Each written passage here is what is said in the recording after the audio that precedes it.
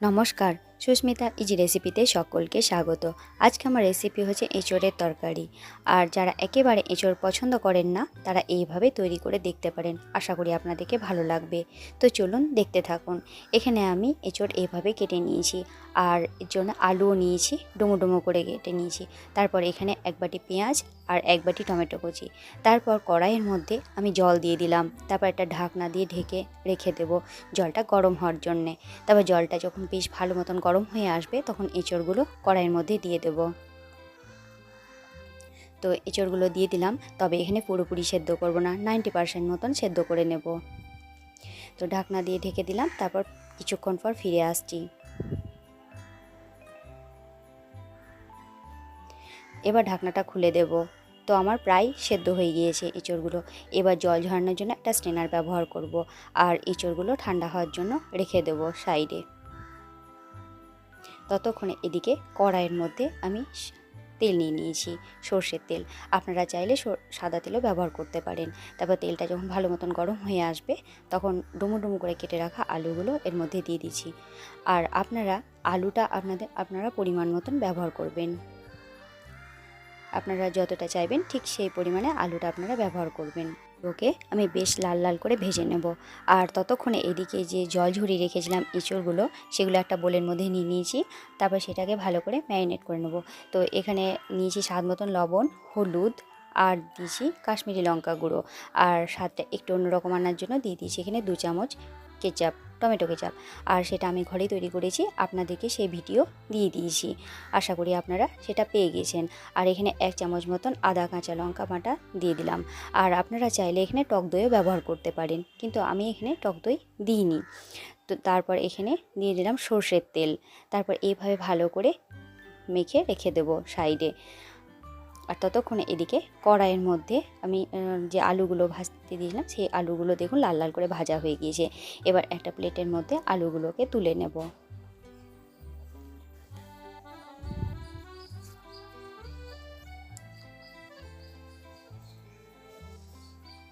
তো দেখুন সব আলুগুলো কড়াই থেকে আমি তুলে নিয়েছি। এবার আবারও সামান্য পরিমাণ সর্ষের তেল দিয়ে দিয়েছি। তারপর তাতে দিয়ে দিলাম একটা তেজপাতা, সেটা 2 টুকরো করে দিলাম। আর সামান্য একটু 5 ফোড়ন দিলাম। আর যে পেঁয়াজ কুচি করে রেখেছিলাম 1 বাটি মতন, সেটাও এখানে দিয়ে দিলাম তেলের মধ্যে। তো পেঁয়াজটা দেখুন লাল লাল করে আমার ভাজা হয়ে গিয়েছে। এবার এই অবস্থায় আমি যে শুকনো মশলা সেগুলো এর মধ্যে দিয়ে দেব। আর তার আগে দিলাম যে টমেটো কেটে রেখেছিলাম সেই টমেটোটাও দিয়ে দিলাম।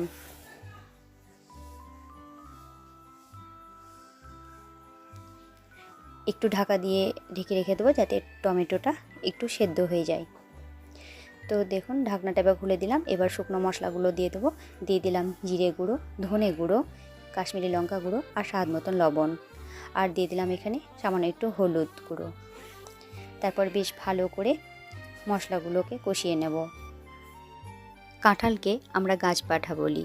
আর সেই পাঁঠার মাংসের মতন স্বাদ আনার জন্য আমি এইভাবে রান্না করলাম। আশা করি আপনাদেরকে ভালো লেগেছে। আর আপনারাও এইভাবে বাড়িতে তৈরি করবেন, দেখবেন খেতে খুব ভালো লাগে। আর দেখুন এখানে আদা আর কাঁচা লঙ্কা পেস্ট ছিল, সেটা আমি দিয়ে দিলাম। তারপর ভালো করে আমি কষিয়ে নেব। আর অল্প আঁচে অল্প অল্প জল দিয়ে আমি বেশ কিছুক্ষণ ধরে এই মশলাটাকে কষিয়ে নেব। কারণ কষানো যত ভালো হবে স্বাদটা তত ভালো হবে। তারপরে দেখুন মশলাটা যখন বেশ ভালোভাবে কষানো হয়ে যাবে তখন আমি এঁচোড়গুলো এর মধ্যে দিয়ে দেব।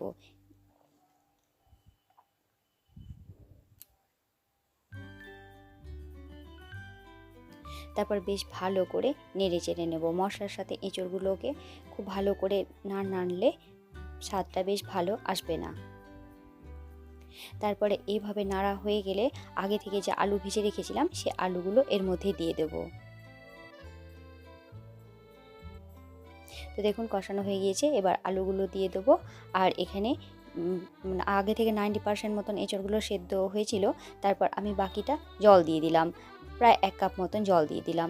তারপর জল দিয়ে ঢাকনা দিয়ে ঢেকে রেখে দিলাম।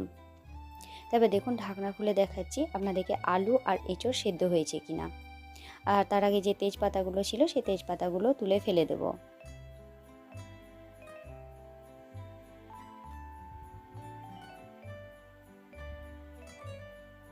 তো প্রথমে আলু তুলে দেখাচ্ছি আপনাদেরকে।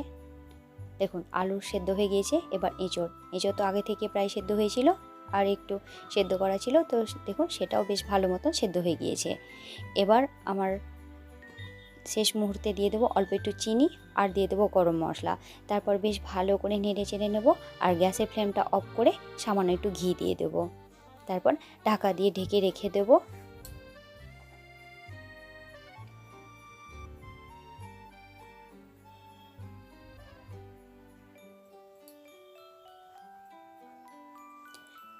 মিশিয়ে নেব। এবার ঢাকা দিয়ে কিছুক্ষণ রেখে দেবো। তারপর আপনাদেরকে প্লেটে পরিবেশন করে দেখাচ্ছি যে আমার এঁচোড় রান্নাটা কেমন হয়েছে। আর হ্যাঁ, ওপর থেকে অল্প একটু ধনেপাতাও ছড়িয়ে দেবো। তারপর চলুন আপনাদেরকে প্লেটে পরিবেশন করে দেখাচ্ছি।